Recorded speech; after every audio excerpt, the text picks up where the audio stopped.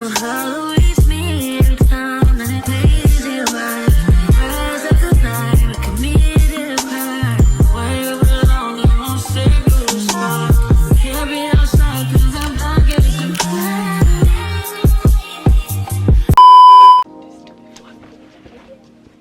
fly? Oh my goodness. Anyone to show out for the camera? What's up, y'all? It's your girl, She's Priceless, and I'm back here with another video. Hey, what's up? How you doing? I wanted to talk about, I guess, like, kind of have like a little girl talk. Just talk about like leveling up, you know? They be like, bugs don't be scared of us, and then they just fly in and out your ear, around your head, taunting you. Like, who does that? Anyways, you know, I had this thing where I came on the internet and I told y'all that I was gonna be consistent. However, I was not in no way, shape, or form ready to be consistent because I was just going through a lot of things mentally, and I felt like I could not show up and be my best self until I really took a dive and just started healing. I started documenting my healing journey a little bit on my TikTok. But anyway, we're just gonna talk about how I leveled up my life, changed my mindset, and really just started manifesting and attracting abundance. I broke this down into 5 categories. So we have mental, physical, spiritual, social, and financial. So mental. So for a long time, I was just kind of like wallowing in my own depression, and I was just so upset and mad at just everything, everybody, just my life, and I wasn't even giving the day a chance. Like, I would literally just wake up mad about yesterday or the day before, months before, or people that I haven't even spoken to in like months. So many things were occupying my brain rent free. So I kind of just had to start audibly telling myself to stop it. And you know, that's kind of hard when you have anxiety. Like, I just replay situations over and over again in my head. I'll just think about, dang, I should have did this or I should have did that, just driving myself into mania because I'm over analyzing all types of situations that I no longer have control over, and I cannot control the outcome. The only thing that I can control is how I'm moving forward. So I started just being honest with myself. I'm just like, you know what, I'm not feeling this, or today, you know, I'm thinking about this, or I'm thinking about this person, or I'm thinking about my old life, or I'm just thinking, you know, I'm just being honest, and I allow myself to sit, express my feelings, express my emotions, journal, talk, like vent to a friend, whatever I needed to do. But when I'm done with that, like in that time frame that I allotted that self, I'm moving on. Okay, we're not using the whole day to talk about it. We're not gonna sit in the bed all day. We're not gonna cry all day. I had to start shifting my mental. Even in those moments when I was venting, or I was journaling, or I was doing whatever I needed to do, they started becoming less and less when I started being very thorough. So like, I started feeling very good after I like actually started writing things down, or I was talking them out, but like not talking about it over and over. Well, I don't know, I was talking about it over and over again, but like now I'm getting to a place where I'm not talking about it as like consistently or frequently. But I just kind of started a mental shift. I just started saying affirmations and honestly truly believing that I could have a better life. I was trapping myself in a mindset of like thinking that I wasn't worthy of just having a better life in all aspects. I don't even know how to like articulate it for real, but once that mental shift of like waking up saying, you know, you're worthy to be here, you are worthy of change, things are gonna get better. I just wanted to change my life. There just came a day where I was just like, I can't do this no more. Like, I can't sit and wallow in self-pity. I can't not move forward because of the past.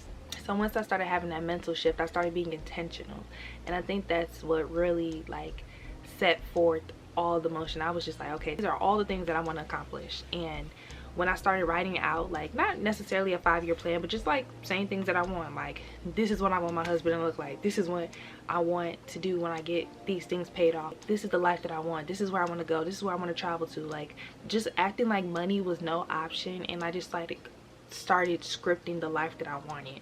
So now that I started scripting the life that I wanted, I started making a plan. When I started making a plan, these things are like seeming more feasible. I wasn't doing things too far-fetched. Things just started kind of falling in my lap. Money started falling in my lap. Jobs started falling in my lap. Like, just opportunities started falling in my lap. Let's move on to physical. There's one thing that always happens when I am not where I need to be, and I literally just get sick. When I am entertaining something that's not for me, I literally lose weight. I don't eat. I don't take care of my body.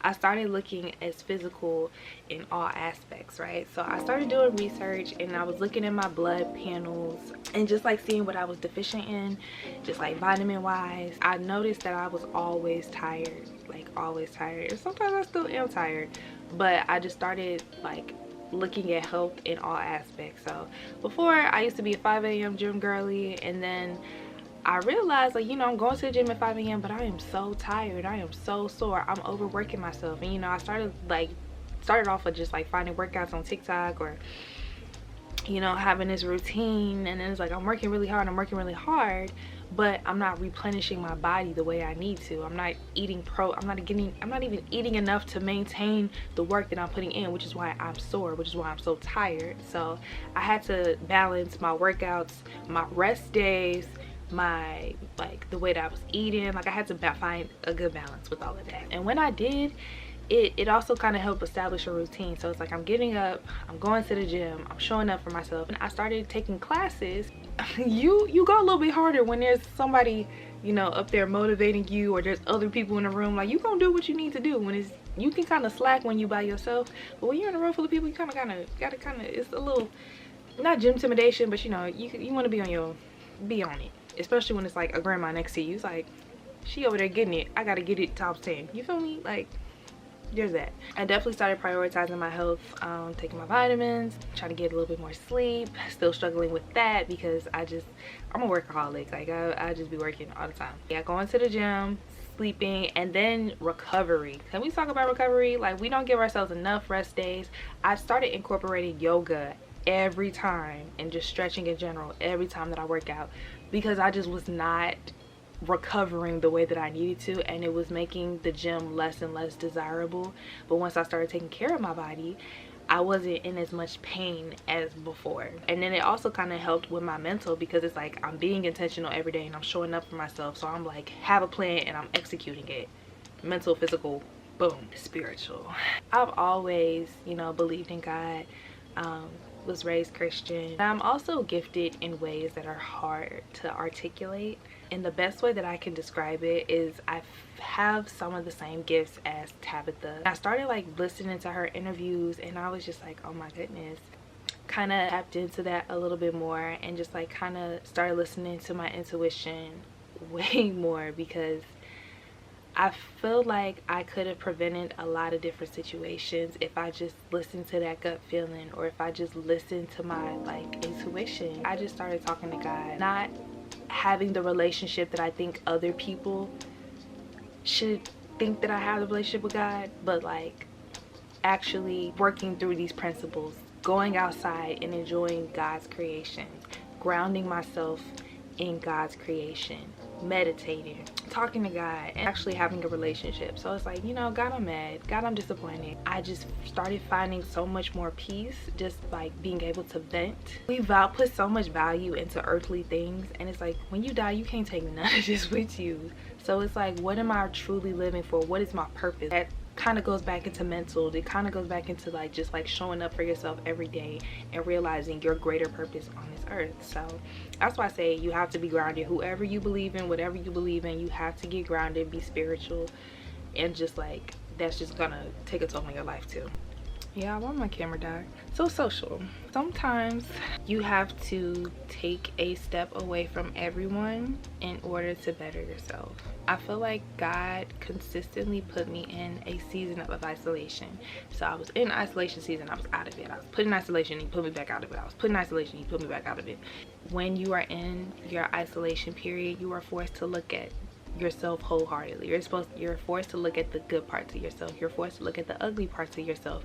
You're forced to look at the things that you don't necessarily see at first, but they start to develop with social, I've always kind of been an introvert. I was an introvert with my own space, and then I was put back in a spot where like I was in my isolation season, but I'm around things and I was around people that, you know, caused some type of trauma, pain, brought up memories that I kind of ran away from.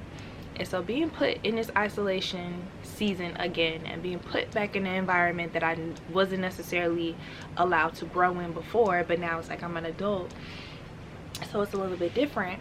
It has been well needed, and it's also forced me to, one, just get my life together. I grew apart from people, and not even necessarily just to say like there's beef. Sometimes when you are on a different path and when you're on or just put in a different environment, you know, sometimes people naturally grow apart because it's like I don't run into you on a daily, so we just don't talk. Like when you just start having different lifestyle changes, like I just stopped going out, I stopped being on social media, like there were so many different things that I just stopped doing, that I was like, okay, I realized that my relationship with certain people centered around the environment that I was in and the things that we kind of had in common, and without those commonalities the relationship just did not move forward.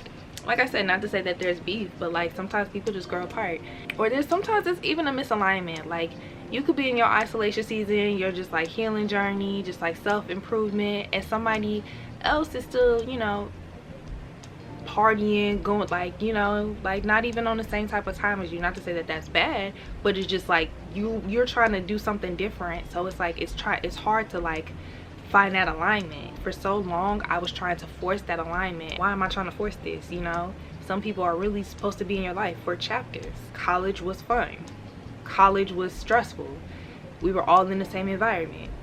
Now we're moving into adulthood, into your adult life. You're not gonna have the same life you had in college. Social, you kind of have to be in your isolation season. At least for me, I had to be in my isolation season. I was forced to look at myself and like confront things that I was able to put away or like hide or run from, and it's like I could not do that anymore. And then it was like I didn't want to lean on vices anymore. Like I feel like you are able to just like, you know, go out, have fun, turn up, but when you have to do that sober for months it's like, bro, like you forced to be isolated. But I feel like in that time of isolation I also gravitated and strengthened relationships that I needed to, you know, to people where like even with distance, like some of my closest friends are hundreds and hundreds and hundreds of miles away, and even relationships and friendships that I maintained with distance, I realized, okay, these are my forever friends. Like these are people that are going to be in my life forever, no matter what the circumstance is, because we are able to allow each other to give each other the space, just not take everything personal.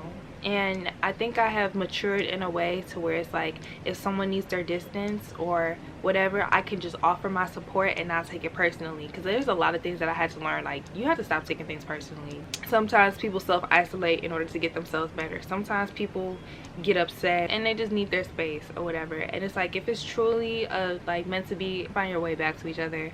If your lives are just like go on different paths, you can support each other from afar or just like completely cut it off. And there were so many things that I realized that like some people just did not have my best interest at heart. Like I realized because I was a recovering people pleaser, I was able to get along with people so easily. I'm a go with the flow type person. I was getting walked all over and I was getting used over and over and over again. And when I realized I was getting used, I, you know, self-isolated even more. Then I just kind of some people I did cut off. It is what it is. I'm definitely grateful that God showed me who is supposed to be in my life right now, and I'm grateful for all the experiences that I have, because I needed those experiences in order to get to where I am today. Let's move on to financial. Now financial is a work in progress, baby. I am a recovering spender, a big spender. I do a lot of self-employment, and it's so easy for me to get money and get money fast and get money quickly that I spend money so frivolously. But really sitting down and making a plan for my finances, and also just like coming up with goals of like traveling, have some plans with my business, milestones in my life that, like, you know, I'm not gonna talk about right now. But when I tell you I got a job like that I couldn't even imagine me making this salary that I'm about to make straight out of college. Like it was not even imaginable. I didn't think it was for me. So it's like now I have that. I'm still able to do my self-employed, and like, you know, I'm still able to drive Uber. I'm still able to do my candles. I'm still a photographer. Like I still have all my freelance work.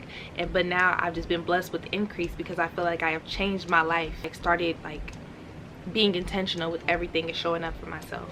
So my finances are falling into order. The plans that I have for myself are falling into order because I'm being responsible in other aspects of my life. And like I said, it's a work in progress. So yeah, we still recovering some credit card debt. I still have student loans. I forgave myself for the student loans. I'm just waiting for everybody else to get with the program, but you know, it's gonna happen. Yeah, that's just kind of how I leveled up my life in those 5 aspects. And if y'all like these, if you want more girl talks or just like, you know, tips on how to be that girl, becoming her. I just want y'all to see my earrings. Becoming her. Make sure you follow me. Oh my gosh, and I almost forgot. Make sure you follow my business, Priceless Palace, where I specialize in luxury soy candles, so you can be your best self. Make sure you follow that. Follow me at Priceless Photography for all your photography needs, and just follow my personal She's Priceless. You know, it's me on all platforms. But yeah, make sure you give this video a big old thumbs up. Make sure you like, comment, share, subscribe as always, and peace out. It's been your She's Priceless. I love you all. Bye.